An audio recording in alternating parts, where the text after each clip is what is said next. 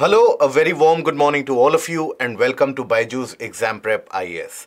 Welcome to today's the Hindu Newspaper Analysis, where we shall be taking a look at the articles which have appeared in today's the Hindu Newspaper, that is the Delhi edition for 4th of October 2023.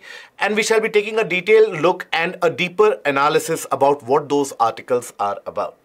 Now, before initiating the discussion about those articles and looking at the topics that we are going to hold a discussion for today, I would urge you and basically suggest you as well that after the discussion, kindly do go to the Telegram channel and the Telegram page and do take a look at the multiple choice questions which can be framed and which have been framed from these particular topics in order to have a better assessment of your level of understanding. Now, having said that, let us take a look at the topics that we are going to have a discussion for. So today, in total, we are going to have a discussion for 7 topics, out of which 4 of the topics we are going to discuss in slightly greater detail and 3 of the topics we are going to discuss for the perspective of prelims. So first of all, the topic that we are going to discuss from the portion of editorial, that is the trouble with a Nobel for mRNA COVID vaccine, where the article basically discusses about the viability or the very aspect that the Nobel Prize is given for the benefit of all of mankind. But this RNA vaccine which was developed, did it actually benefit the entirety of the mankind or not? So that is an analysis that we'll take a look into. Using artificial intelligence for audit techniques, challenges which are posed as artificial intelligence is being utilized across the world, not only for various purposes, but also auditing in general. So that is something which is relevant for your GS paper 3. Then the Nagorno Karabakh dispute and the standoff has finally come to an end, with the Azerbaijani forces launching a massive standoff, and that has basically brought the conflict to a kind of an abrupt end. So we are going to discuss a brief history about the region of Nagorno-Karabakh, why that is so very important, and what has been the development thereby caused because of it. Then we are going to discuss the concept of circular migration in detail. What is that circular migration? Where does it occur across the globe? Where does it occur? Or does it occur, or is it in existence in India as well? So that is something we are going to analyze. That is going to be relevant for your GS paper 1. Now, few of the articles that we are going to hold a discussion for your prelims perspective, that is Nobel for physics, that is the Nobel Prize for the physics have been announced, and for what purpose has that Nobel Prize been given? That is something we are going to take a look into. Then International Criminal Court is again in news because Armenia, due to the war between Armenia and Azerbaijan, after that has taken a decision to become a part of the International Criminal Court. So we are going to just refer to the portion of ICC and what it is. Then manufacturing PMI data have been released for the month of September. Now here we are going to just focus on the fact that what this manufacturing PMI is about, because that is where prelims type of questions can be framed from it. So without further ado, let us delve deep into these articles one by one, and let us start with the first article of the day, which has appeared in the editorial section, and that is the trouble with a Nobel for mRNA COVID vaccine. Now, what is this article about? So basically, the pretext or the context around which the article is written is because, as we had discussed yesterday, that once you had the Nobel Prize for Medicine which was declared, it was declared because of development of mRNA platform, due to which the COVID vaccines could be developed in a very record time, because generally the developmental time required for any vaccine development is close to around 8 to 10 years. But in the case of COVID, that process was accelerated quite significantly and quite vehemently so. So why was it so that after once that COVID vaccine had been developed, the accessibility was not there for the rest of the world? The vaccine accessibility was limited to only certain sections of the world. Now, if that is the case, then can there be truly the condition for which the Nobel Prize acknowledges work that created benefit for all of mankind? Because that is the pretext, or that is the condition which the Nobel Committee has declared, that your inventions in the mRNA methodology for developing vaccines has benefited all of mankind. But has it truly benefited all of mankind in terms of its equity, in terms of providing the people with the availability of the vaccine? That is the context around which the article is framed. So let us analyze this first of all. Now, when we talk about the development of the vaccine, now yesterday we had discussed what this particular methodology was and the mRNA methodology, whereby mRNA is basically a messenger RNA. When we talk about mRNA, it talks about messenger RNA. Okay, M here stands for messenger. Now this messenger RNA, basically it carries a message from the DNA and into the cells in the cytoplasm of the cell, and based upon that message, what kind of message is being sent, accordingly the cell starts manufacturing certain proteins, etc., on which the antibodies can end up functioning and thereby creating an immune response to any particular kind of disease. So that is why mRNA based vaccines, they hold a significant potential to fight against the various diseases, and the success rate has been indicated in the case of the COVID pandemic as well. But then the larger discussion or the larger point that one has to analyze is that once this vaccine development is taking place, or wherever this is taking place, it is always a matter of double spend by the public. How is it so? So as is the case with the people who have been given the Nobel Prize for Medicine. Now, they had been working in the University of Pennsylvania since 1990s, and they had been collaborating on the development of this mRNA methodology. But after that, they became a part of the global conglomerates of the pharma companies, and basically these pharma companies eventually, once the requirement of the COVID vaccine came into existence, these pharma companies ended up making a large fortune. So here, the larger ethical point that one has to concentrate upon is the fact that once you carry out the vaccine development, that is where the tough part comes.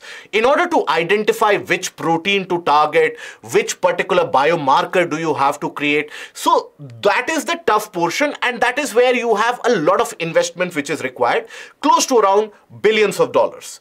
Now, at that point of time, these pharma companies, they get subsidy, and many of the times they get contribution from the government as well. Now, where does the government get that money? The government basically gets that money from the public, you and I, right? So the normal taxpayers, we basically give the money to the government, and the government then subsidizes these companies, and at the behest of these particular kind of subsidies, these pharma companies make a kind of an advancement or a development of a vaccine. So basically, the first point of incidence for the development of vaccines is dependent on the government money or the government fund. So first of all, government fund, which can be in a way simplified to taxpayers' money. Now that is utilized for development of vaccine. Okay. Now, once that vaccine has been developed, then what happens? Then will the pharma companies, because they have taken a help from the government, will they start providing it for free? Absolutely not the case. They will charge a fortune. The very reason that why during the time of the COVID pandemic, there was such a gross inequality in terms of availability of vaccine was because many of the poorer countries did not have the wherewithal to pay these big pharma companies for the vaccine that they were procuring. As a consequence of that, many of the poorer nations in South America, in Africa, in Asia, many of the island nations in Asia as well, they suffered quite substantially so. So after the vaccine has been developed, then again, taxpayers have to pay. Right? So this is what accrues to a kind of a double pay. And that is the learning that we have gained from the pandemic. And hence the entire question around that, has this development really benefited the entirety of the mankind, or is it something which has benefited only the rich? So what were the learnings from the COVID period? So the learnings from the COVID period was basically the accumulation of vaccines by the developed nations. Once the big pharma companies like Moderna and so on, Pfizer, now all these, when they started and when they had developed the vaccine, initially they used that platform for mRNA. Now, after the development of vaccine, there was a kind of a race, a kind of a rush to accumulate as much as possible, to make as many number of vaccines as possible. So that is where the manufacturing rate was very, very high. But then, it was not reaching the targeted audience. All of you would have read the news stories or come across the news articles where it highlighted that millions of such doses of these vaccines had been procured by the US governments, had been procured by the European nations, and many of them simply lied in waste in the cold storage, and they were not utilized, they were not administered, and they basically expired. And meanwhile, many of the poorer nations, they were basically struggling for the availability of these basic vaccines. So here, inequality was persistent in the case of availability. You had hoarding by the developed nations. Hoarding by developed nations.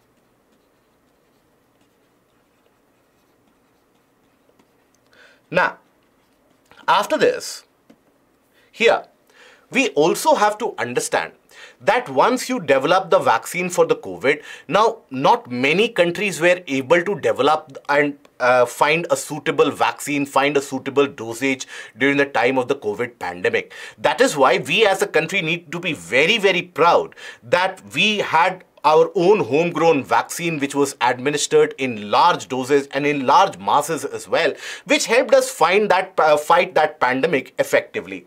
Now, the world had launched the COVAX initiative.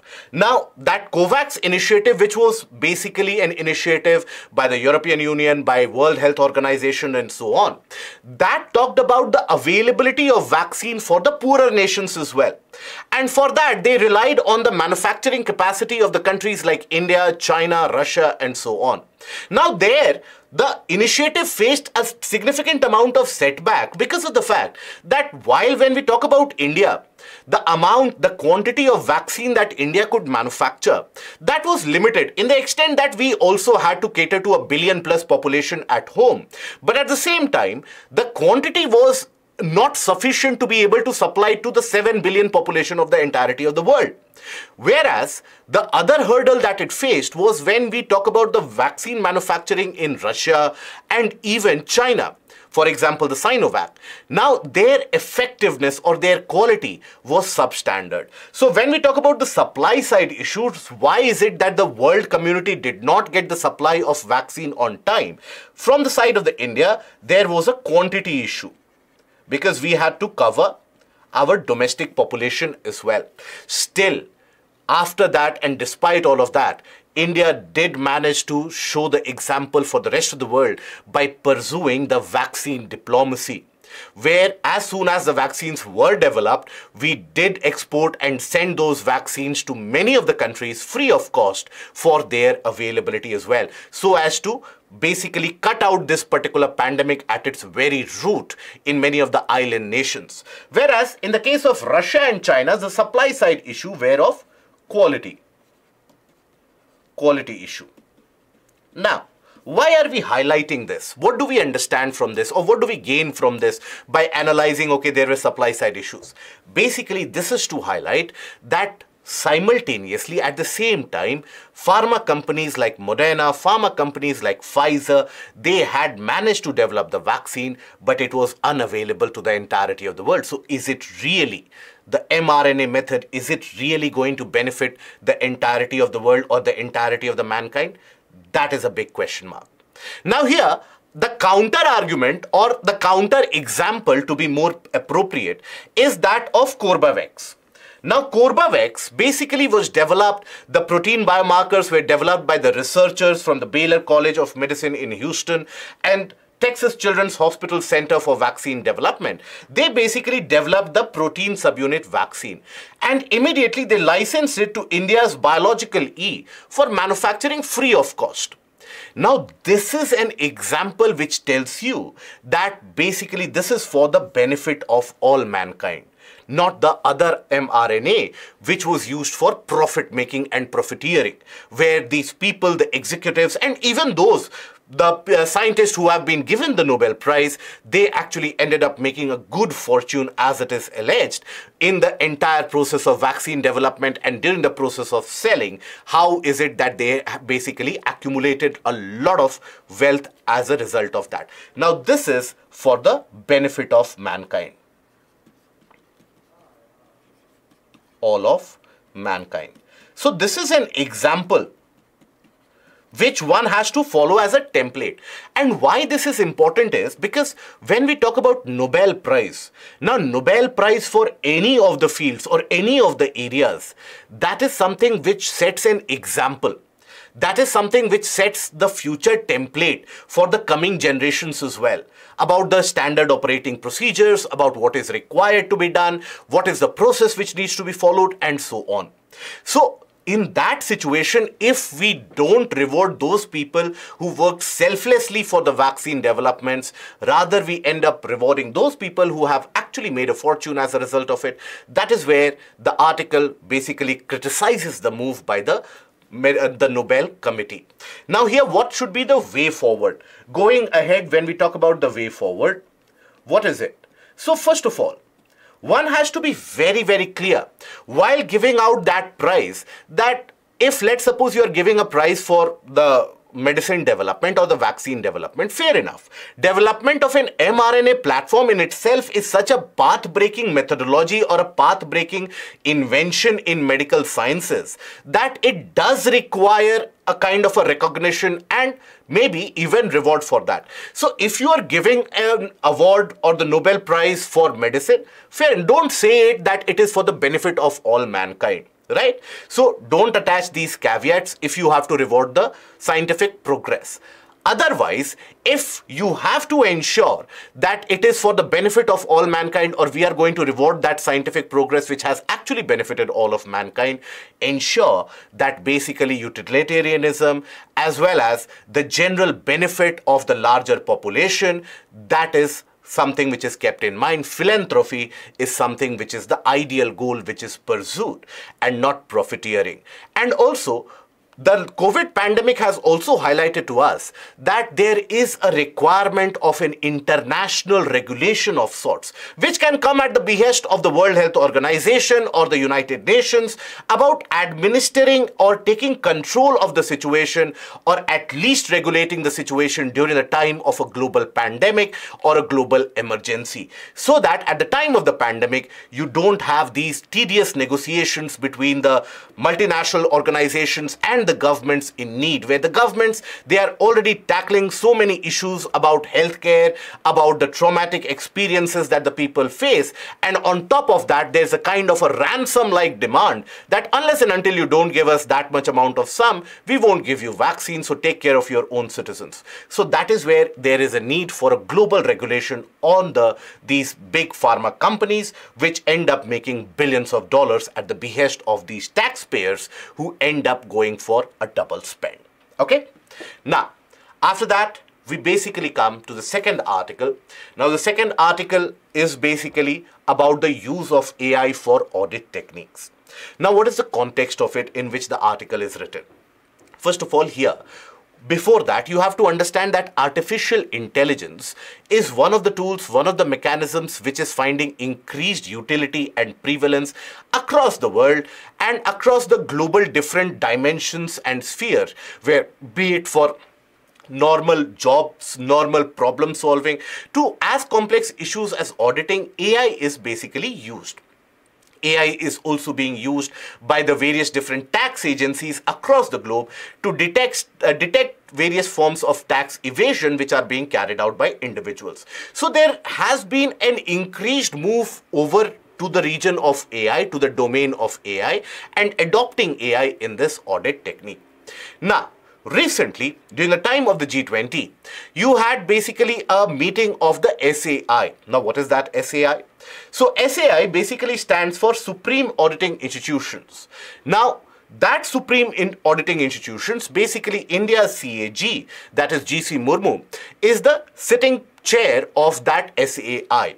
And India's chair or India's CAG basically warned on an absolute dependence on AI for auditing purposes. He basically flagged various different challenges which confront all of us before adopting AI as a kind of a final panacea or a final solution. But before looking into that, a small snippet about SAI which can be relevant for your prelims. So what is that SAI?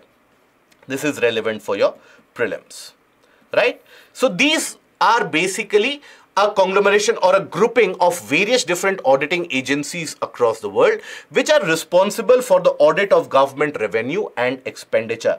And basically they bring about a greater accountability, and all the various different countries and jurisdictions where they are present, they are given legitimacy by the legislature or the executive or the constitution, as in our case, and they form an important part of the executive and the important part of the governance standards as well. So that is your SAI. Now, here, when we talk about it, what are the challenges? The challenges posed when we use AI or artificial intelligence for auditing. Because the general conceived notion is what? That artificial intelligence and machine learning eventually, that will surpass human intelligence, and that will help us reduce the tedious work required for auditing, because auditing is a very complex task. It is a very time-taking task, and there is a huge scope of mismanagement if not done properly and if proper methodology is not followed. So if we allow AI to take over, what are the challenges that one needs to keep in mind? Because eventually that situation will come. 5 years down the line, 10 years down the line, that situation will come. There is a time for the idea. Once an idea comes into existence, then you cannot or postpone its utility. So first of all, AI, how it is using the auditing methodologies, what are the methodologies and data pointers that it is using to carry out the auditing methods, that needs transparency. Okay, transparency is a must. And then objectivity about analyzing those data, not giving undue precedence to a certain data pointer, not giving undue precedence to data pointers being highlighted and thrown around by the social media sites, etc. Generally in the internet nowadays you have different kinds of data pointers available by anyone and everyone. Not many of those data pointers have got a particular kind of a backing that, okay, this is from a reliable source, this is from a non-reliable source. So when AI takes over this auditing mechanism, AI needs to understand and be very objective that which data pointers need to be picked up and which data pointers could be fudged, which data pointers could be hidden. So that is a must. More important, and the most important rather, is fairness and avoiding bias. Bias in adjusting those data and judging those data, analyzing those data. Now here you might have a curiosity in your mind that artificial intelligence, why will it have bias? After all, artificial intelligence is supposed to be neutral, isn't it?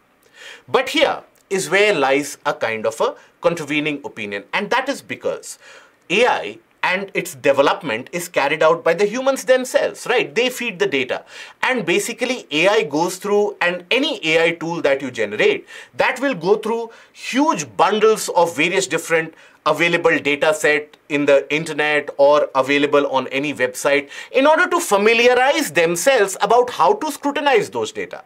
Now the existing biases by the human developers also, the existing biases on the various different sites that they are crawling through, now those existing biases can be inherently present when the AI takes over.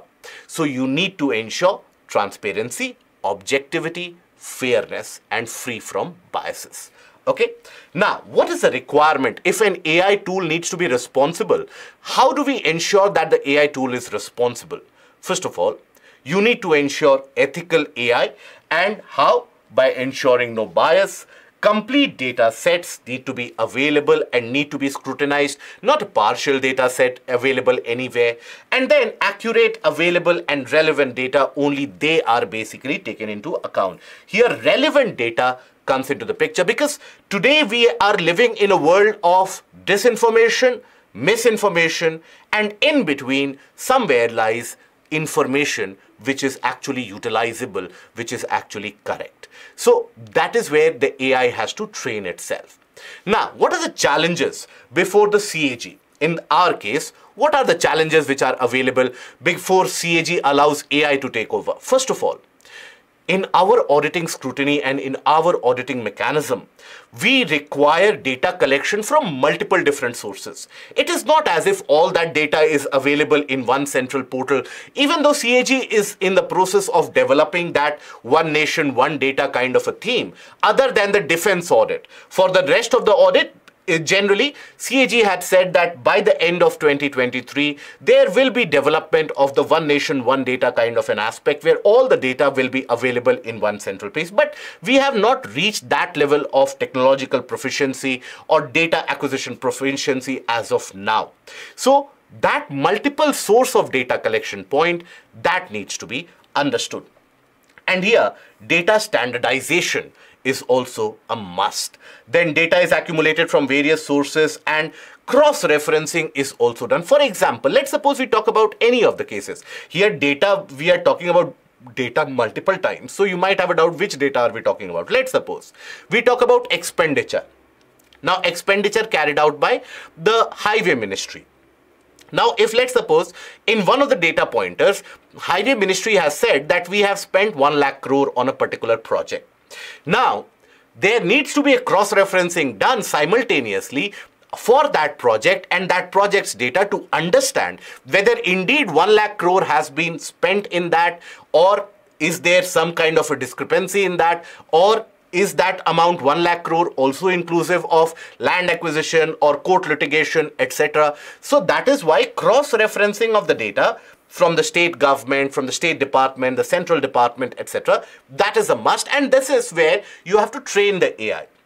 But again, CAG and the audit agencies in our country, we have a large workforce, but not all of them are technologically so well versed to be able to tackle the requirements and the demands set by AI. So that is where we need to have a kind of a capacity building of auditors. Okay, that is a must.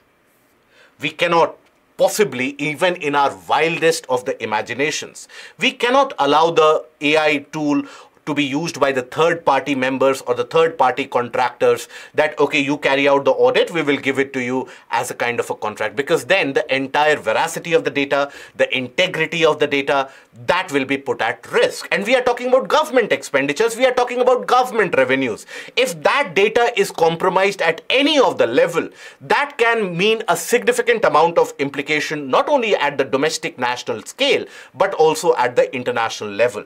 Then limited precedence on use of AI is there. We don't have a precedence about what are the problems that gets churned out or the teething issues that get churned out once AI is being utilized. So that is why it needs to be handled very carefully. And criteria, scope and methodology, as we have discussed earlier, needs to be transparent in order to give or rely upon AI. Now, what is it that one needs to keep in mind going ahead or moving forward? First of all, the need for a common international audit framework is required related to AI audits. Okay. Now, these AI audits, it should not be that AI in particular domain is carrying out its own methodology, AI in separate domain is carrying out its own methodology. Any of these AIs are compromised by ethical hackers and so on. So that should not be the case. So you need an international institutional framework, and also regulatory mechanisms need to be in place in the national jurisdictions as well. Here we can take a leaf out of the book of European Union, where European Union has passed a regulation, that is the AI Act, which is one of its kind across the globe. And the European Union members, while passing this act, they basically had their learnings from the ChatGPT. Right, the generative AI tool model, that is ChatGPT, which has posed a lot of ethical problems in terms of copyright legitimacy and so on, availability of data, veracity of data and so on. So that is why what this EU Act talks about is responsibility of the developers. That is to be affixed. Okay. Now, the developers who are building that tool, they need to be much more responsible, and their systems are also under scrutiny. Systems are put under scrutiny. And this is basically to ensure transparency, because when technology takes over and when any particular technological invention, their time has come, if now you can regulate it, but you cannot stop it. So regulation, by ensuring transparency, will give accountability as a result of that. Now, data protection impact assessment is necessary. That when AI tools are handling these data pointers, what if any of the personal data in terms of, let's suppose, the consumption pattern in a country, right? What are the type of, or the demography, what amount of materials they are consuming, what is the average spend? Now that is the country's internal data. Now, if that basically is breached, your preference, my personal preference, if that data is breached, because there is no limitation on the amount of data that AI basically will be scrolling through. So that is why the personal data needs to be protected, and focus on risk, control and governance structure needs to be paid about what are the various different strengths, weakness, opportunities and threats, the SWOT analysis that we refer to, that needs to be carried out, and it needs to be backed by the legislations and the regulations at the side of the domestic legislation as well, and international forum as well. So that is basically, the article tells you that while AI can be helpful in reducing the workload of the auditors, but at the same time the challenges posed are immense and humongous, and international community needs to work towards it, as well as at the domestic level, the CAG also needs to work forward in order to ensure that once and whenever AI is being used, it is fair, it is transparent, it is objective and without any bias. Okay. Now we move on to the next article, that is Nagorno-Karabakh issue and the Nagorno-Karabakh standoff. Now this is again going to be relevant for your GS paper 2.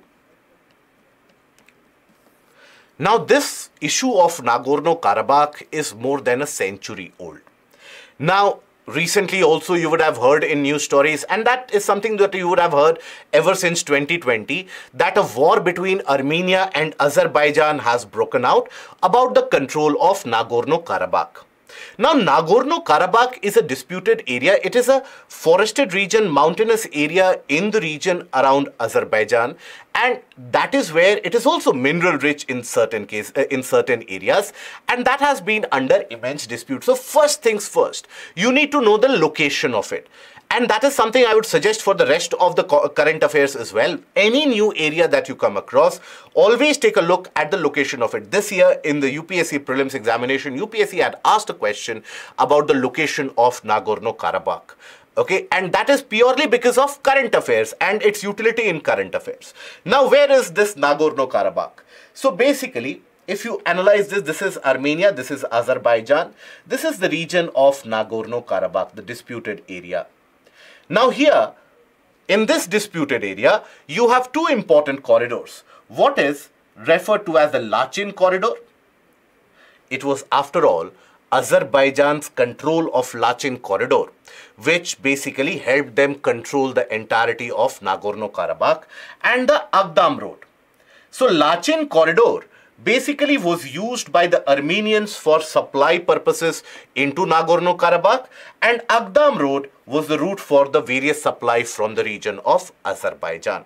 And nearby locations, if you observe, Turkey is situated close by, Russia is situated close by. And significantly so, Russia would be supporting Armenia in this war and Turkey would be supporting Azerbaijan. It is a different matter altogether that Russia, currently itself engaged in the Ukraine war, could not help Armenia to the extent that it wanted to. Remember, it is this particular war between Armenia and Azerbaijan in which India also significantly sold arms such as the Pinaka multi-barrel rocket system, and those were sold to Armenia, those were exported to Armenia, due to which Azerbaijan had raised a kind of a diplomatic issue between India and Azerbaijan as well. So first of all, let us make ourselves familiar with slight amount of history and a backdrop of the region of Nagorno-Karabakh. First of all, it is mountainous and heavily forested region that under international law is recognized as a part of Azerbaijan. However, the ethnic Armenians who were living in that region in very vast majority, and they rejected the Azeri rule, right? The local rule by the Azerbaijan. And after Azerbaijan's troops were pushed out from the region in 1994 by the Armenian forces, since that point of time, the dispute has escalated, right? So the ethnic Armenians have been in administrative control of the Nagorno-Karabakh with support from Armenia since 1994. But does not mean that the problem first of all erupted or emerged in 1994. Absolutely not. The problem for the first time showed its face during the time of the First World War itself. And at that point of time, you had the Ottomans who had basically attacked the southern part of Caucasus, right? Now, ethnic Armenians were targeted during that kind of occupation, and that basically emerged and blew out as a full-scale war between Armenia and Azerbaijan, and the full-scale war erupted in 1920. So you have to understand the chronology. But immediately after 1920, you had the formation of the Soviet Union. Right? And in that Soviet Union, both these areas were consumed. Both of these areas were basically made a part of the Soviet Union. And the region of Nagorno-Karabakh, that was designated as a kind of an autonomous territory. Right? So the region became a part of Soviet Union. War broke out, and in the Soviet Union, while it was incorporated, Nagorno-Karabakh was still a part of the autonomous administrative region. Before that itself, it was incorporated into the Azerbaijan Democratic Republic. But then, as we have talked about earlier, the local Armenian population, the ethnic Armenian population in that region, they basically rejected the Azerbaijani rule in that area. Having said that, since the 1980s, when the Soviet Union and its power started waning, the problems in the fringes started happening again. And basically, in 1991, when finally the Soviet Union disintegrated, after that, you had again a full-scale war which broke out from 1991, which carried on up till 1994. In 1994, a Soviet brokered peace was arrived at in the region. And that Soviet brokered peace put into power the people from Armenian ethnicity in that area. And that was to the discontentment of the Azerbaijani Republic as well, and also a lot of local population in the region of Azerbaijan as well. Now, again, in 2016, a 4-day war broke out.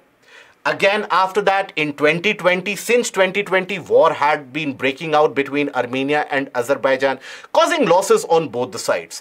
Basically, you had Turkey supplying arms to Azerbaijan, supplying various different logistics to Azerbaijan, whereas Armenia was left high and dry because Russia was not in a position to do so. Now, there was a significant global geopolitical tussle which emerged as a consequence of that. Now, here war in 2020 was supported by Turkey in terms of logistics, arms. For example, Turkey supplied in huge quantities the Bayraktar drone and the various different other types of drones which caused significant amount of damage.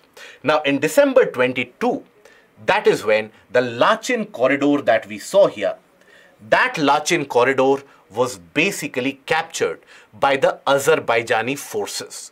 In the name of environmental protection, etc., they captured the Lachin corridor. And this was blockaded. And this virtually meant a kind of a decline of the local rule, the Armenian rule in that region, because the troops, the supply could not be ensured.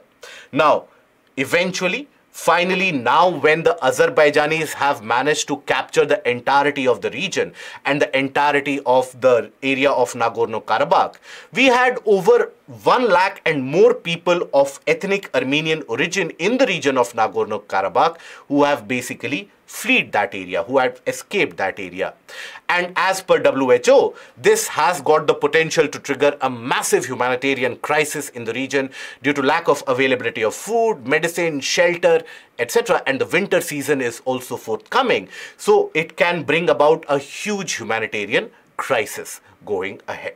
Okay, so this was basically a brief description of what is the region of Nagorno-Karabakh, disputed area between Azerbaijan and Armenia. Why is it that Azerbaijan was so concerned with it? It belonged to Azerbaijan for a long period of time, but also here, the mineral rich, the oil rich area of Azerbaijan. Azerbaijan, I hope we are aware, is at the boundary of the Caspian Sea. It is an oil rich nation. Its economy is dependent on oil.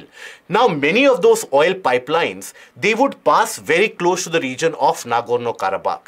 And because that was a territory in dispute, many of the various different countries, they were hesitant in getting that supply line from the region of Azerbaijan. So it was hampering Azerbaijan's own interior national will.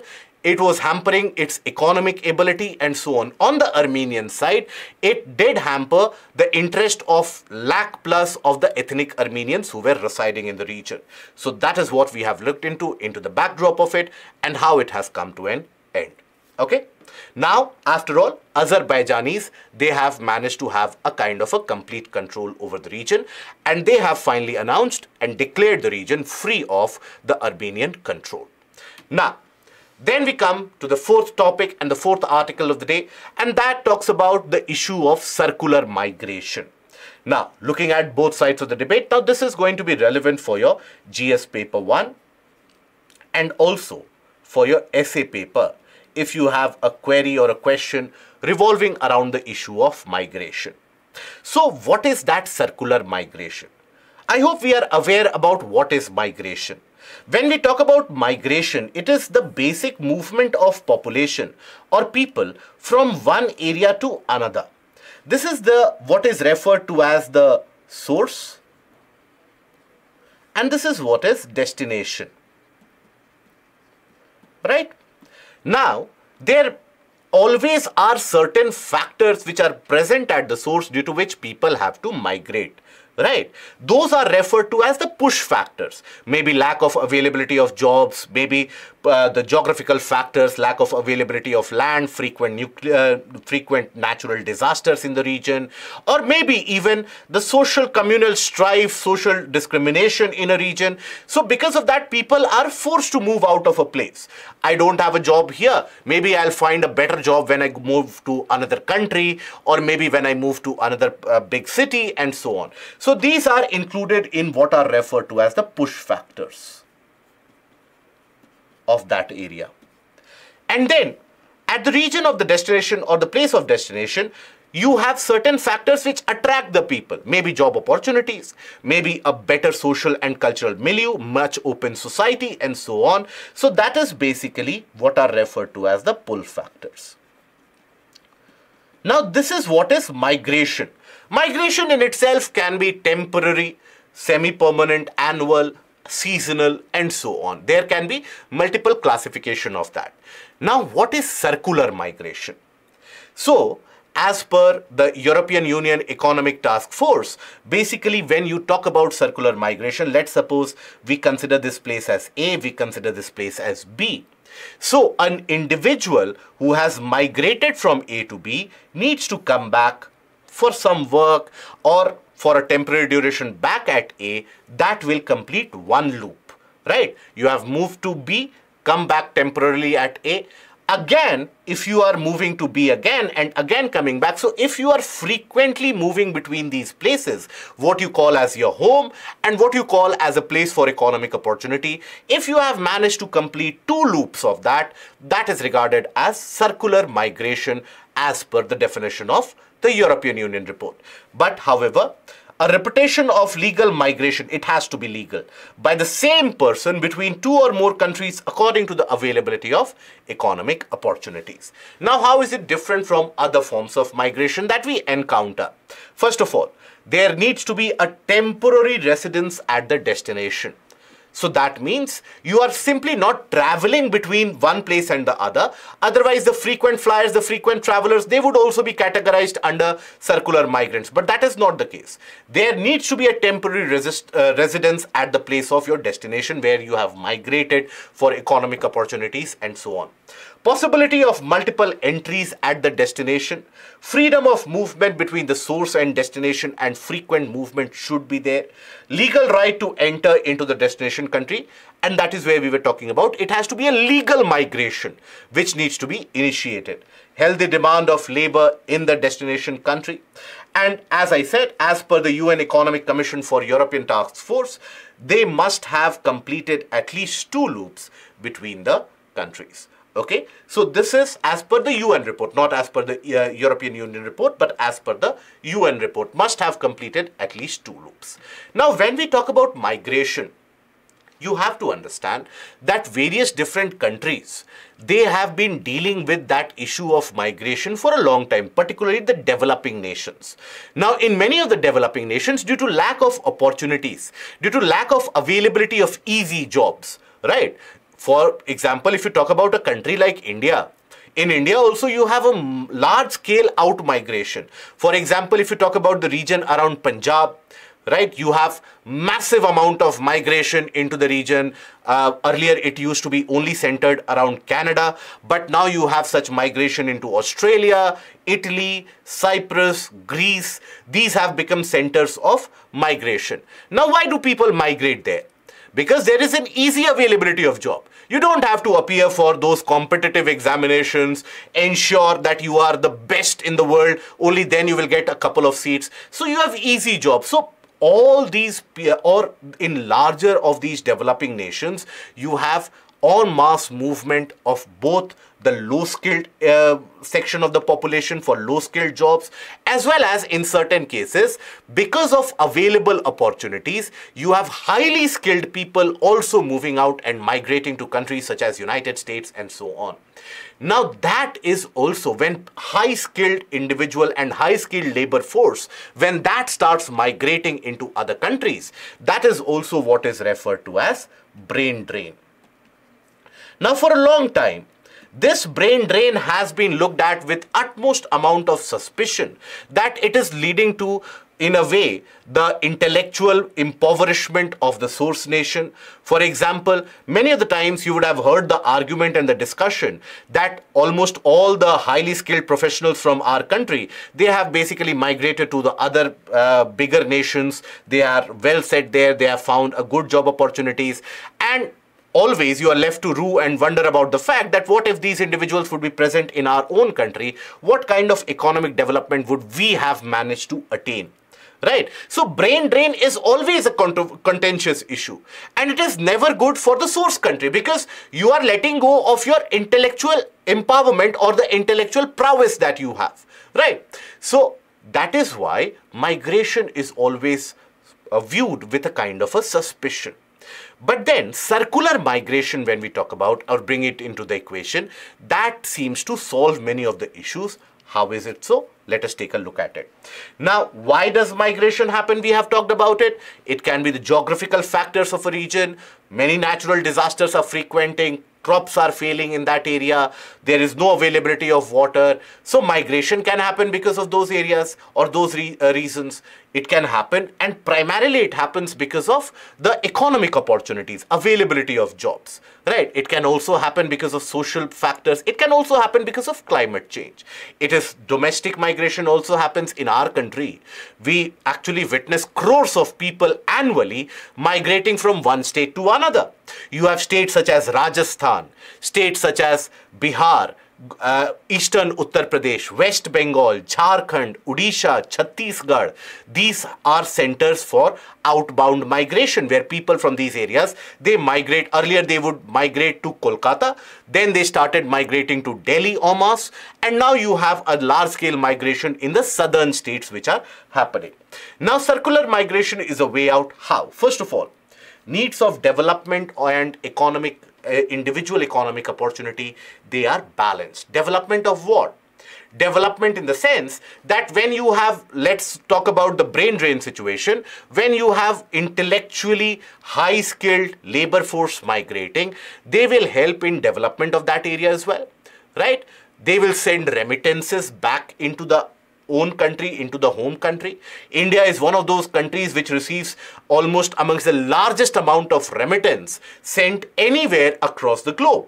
So our Indian diaspora who has settled abroad, they send large sums of money back home. So that is again helpful for our own development. And at the same time, individual economic opportunities are realized in the process. Then remittances earned by the source country that we have talked about, labor shortfall, particularly in those developed nations where for a long period of time the population is not increasing. There is a requirement of low-skilled jobs and requirement and greater demand in those low-skilled jobs. Now that can be catered to, that can easily be fulfilled. Now negative impact of brain drain can be tackled because the people are going to come back. And when people come back, there is always going to be an opportunity of utilizing that talent for other purposes, for other domestic requirements as well. Maybe job opportunities as we observe in the case of China. China significantly for the past decade and a half has managed to reverse that brain drain on the back of that circular economy in itself. Now here you have to understand that what is it that China did?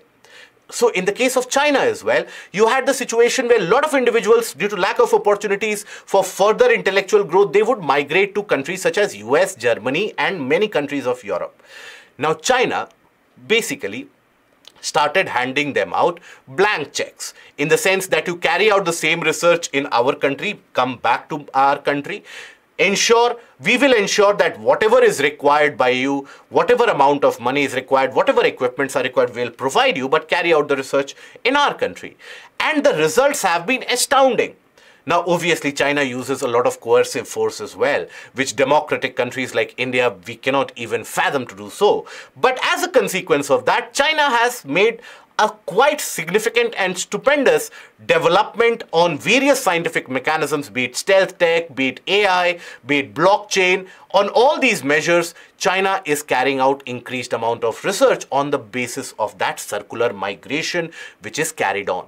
Does not mean that you bring back all the individuals, but just ensure that there is a frequent exchange of ideas, and also individuals, when they come back, they should get that required opportunity. Within India also, we have observed that the inland or interior migration has always been circular. In India, rarely will you come across, or there are instances, but they are very few, where a person who has migrated from their home state to another state, they have settled there perpetually. There are instances, but there are few. So mostly people come back, and we had observed that during the time of the COVID pandemic as well, where you had one of the largest reverse migrations across the country, where people, they simply started walking barefoot for hundreds of kilometers, thousands of kilometers. That was again a kind of a circular migration in play. Now, increased urban construction has been happening for almost since the past couple of decades in our country. And construction sector is one of the largest employment churning sectors in our country. As a consequence of that, many of the rural areas across the country, they have observed a mass exodus of the population from the rural areas to the urban areas. So the urban areas, they have started basically flooding from the inbound migrants, right? Many of them, they are forced to live in substandard conditions, in very poor hygienic conditions, and many of them, they suffer because of that. Consequently, and as a result of that, the rural area where the labor force actually belonged from, the rural areas have been experiencing a kind of a depopulation, due to which the rural areas, they have been experiencing significant amount of downturn in their own economic growth progress. Okay, so the urban areas getting flooded by the migrants has led to the crumbling urban infra, and the depopulated rural areas has led to an economic downturn in the rural areas. Okay. Generally, when you observe the large-scale migration pattern in our country, mostly it is because of the demand in the low-scale jobs which are required. That is where the demand is very high. And that is why it is easy for the employers also to basically keep them under very abject conditions. Now, there are certain research papers which have also indicated that when you have such kind of migration happening from the rural areas, where the male members, they migrate to the urban region, the lack of male members in the rural area has basically led to a kind of an inadvertent women empowerment, where the women population living in those areas, now they are the ones who have to take the decision. So in a way, it is also leading to some benefits in those areas, and also people send back some amount of money, leading to a kind of an economic growth in that region. But then there are a lot of issues faced by the migrants as well. First of all, now, as we have talked about that earlier, the migrants in India, they would basically be earlier be focused around Kolkata, then Delhi, then Mumbai. Now they are coming en masse into the southern part of the country, and migrants from all parts of the country. Now, that has not only led to a kind of a growing discontentment amongst the local population, because the local population will always eye them with a kind of a suspicion that these are the people who have taken our jobs.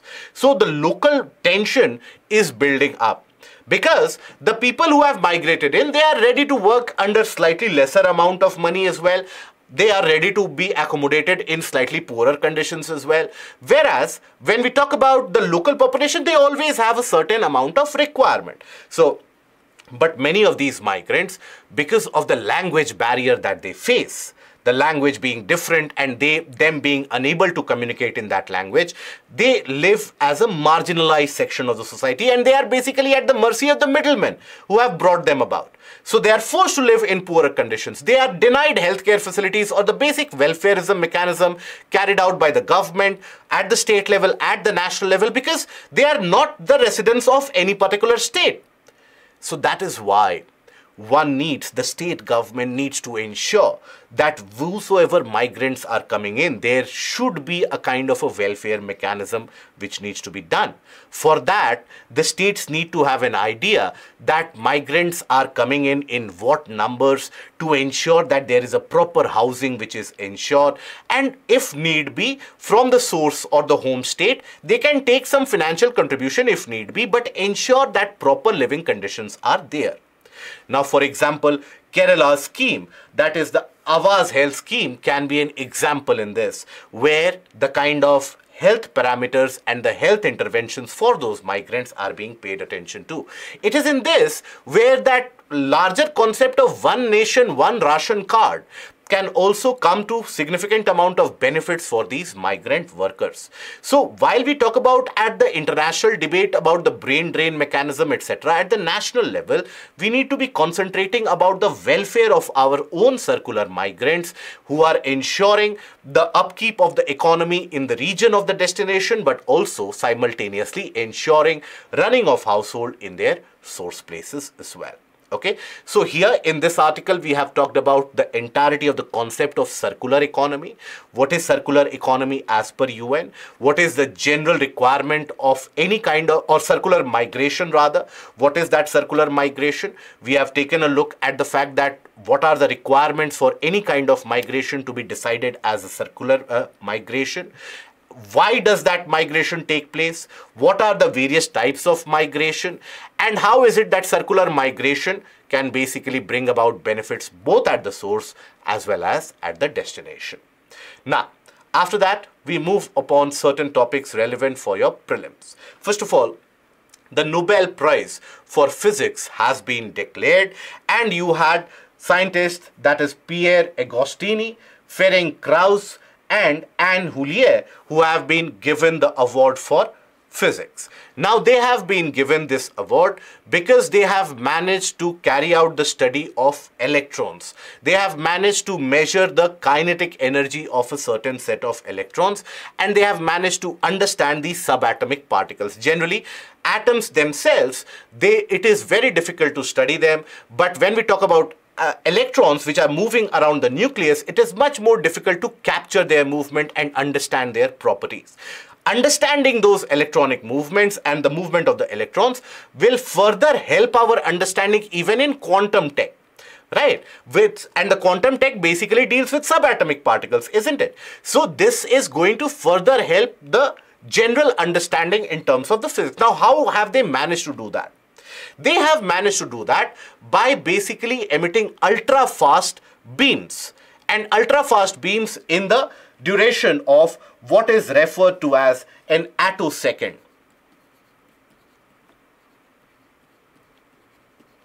attosecond. Now what is an attosecond? It is a very small unit of time which comes out to be much smaller than even a nanosecond. So it comes out to be around 10 to the power minus 18 second. That is considered to be an attosecond.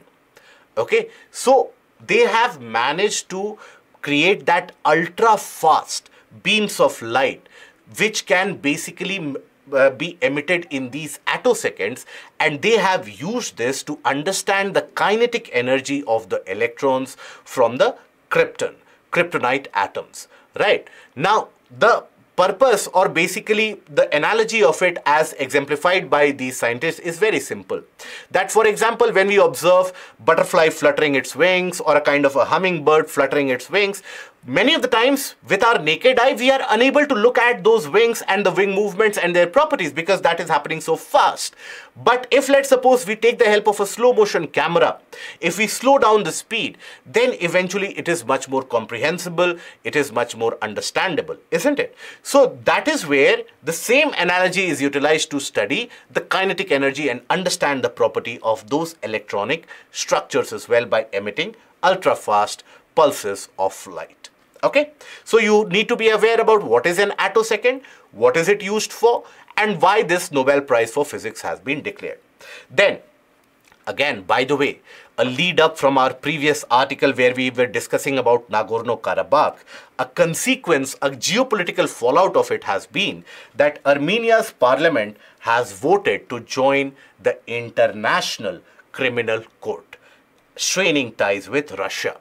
Because International Criminal Court recently had declared Vladimir Putin as a kind of a criminal, which meant that any of the countries where you had the countries being a part of the International Court, or what is referred to as the Rome Statute, any of those countries, any of the member nations which is a part of the Rome Statute, if Vladimir Putin was to enter into those countries, he needs to be arrested as per the requirements of the ICC. Now, because Russia did not agree to help, or could not possibly help Armenia in this condition during the war with Azerbaijan, because Russia in itself is involved in a war with Ukraine, as a kind of a retaliatory move, Armenia has joined the ICC, and that has significantly angered the Russians beyond all proportions. Now here, a brief about that International Criminal Court. It is governed by an international treaty that is referred to as the Rome Statute, which was adopted on 17th of July 1988, and it is the world's first permanent international criminal court. Investigates and also, where warranted, tries the individuals. They are put to trial, charged with the gravest crimes such as genocide, war crimes, crimes against humanity, and the crimes of aggression. Right? So that is the purpose. India is not a party of this ICC. Even US and China are also not party of that. US and China, even Russia for that matter, also are not a party.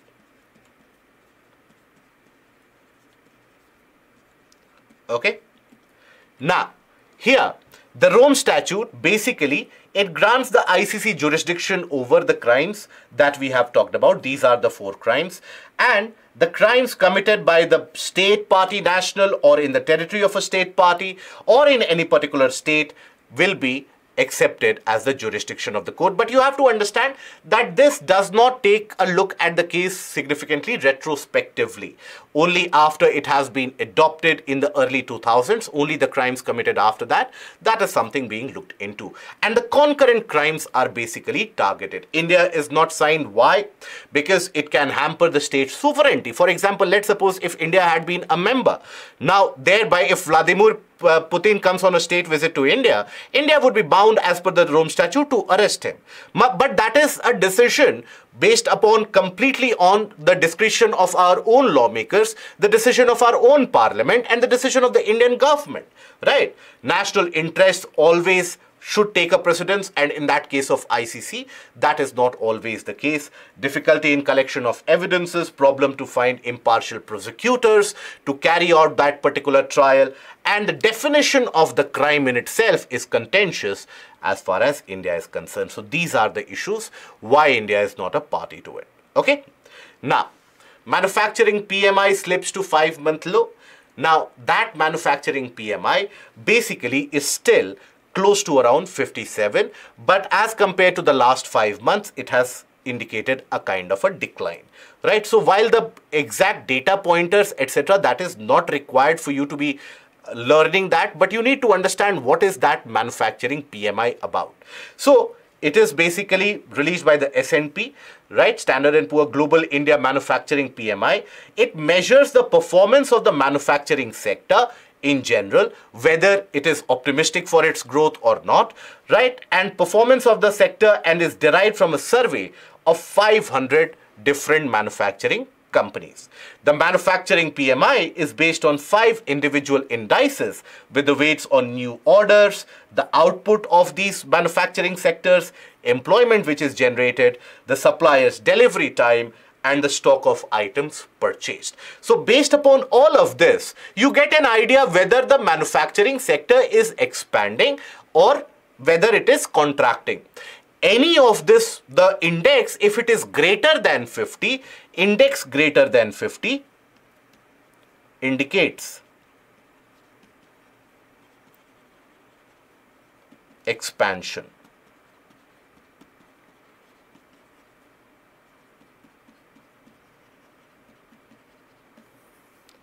Okay, that will always be indicating a kind of an expansion. So even for the month of September, the index is how much? Basically 57.5. In August, it was 58.6, right?